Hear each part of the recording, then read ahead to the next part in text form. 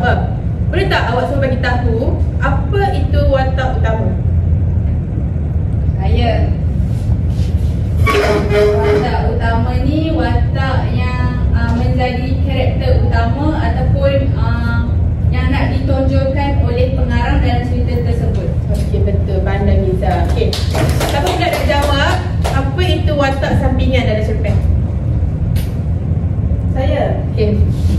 Watak sampingan ni merupakan watak yang menyokong watak utama lah. Okey, betul Miza. Terima kasih. Saya nak tanya, kalau perwatakan satu cerpen tu kita boleh kenal pasti dekat mana? Melalui Watak tersebut. betul, melalui tingkah laku melalui cerpen. Pandai. Okey.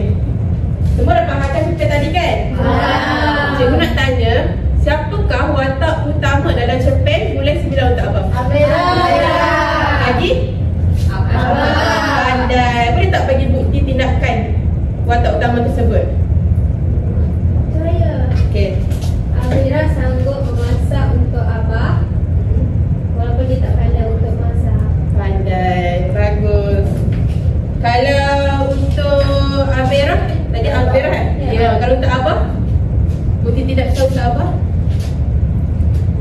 Abah saya banyak menyayangi anak-anak.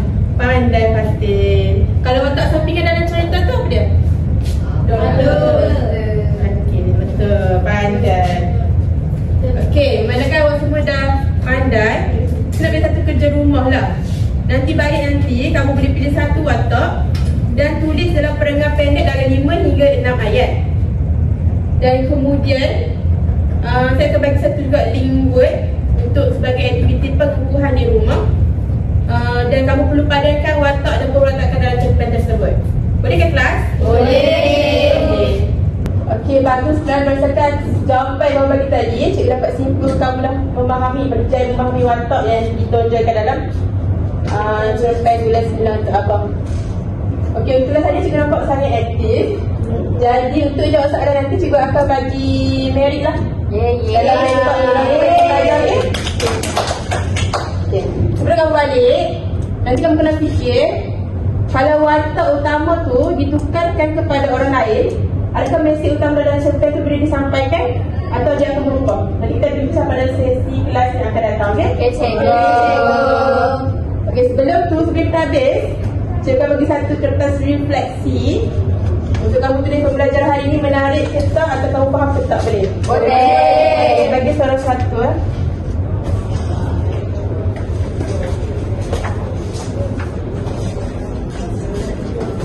Kamu tulis dulu ya. Sebelum tu cikgu nak pesan, nanti bila kita dalam exam, kita kena faham sesuatu watak tu sebab apa. Sebab untuk kita lebih memahami karya sastra dengan lebih mendalam. Betul tak? Betul. Nanti baru senang kita untuk jawab dalam peperiksaan. Okey, kamu tulis refleksi dulu ya.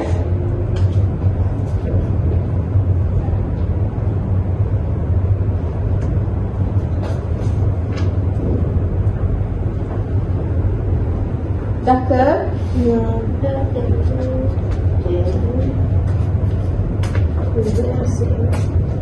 Dah, cikgu. Okey.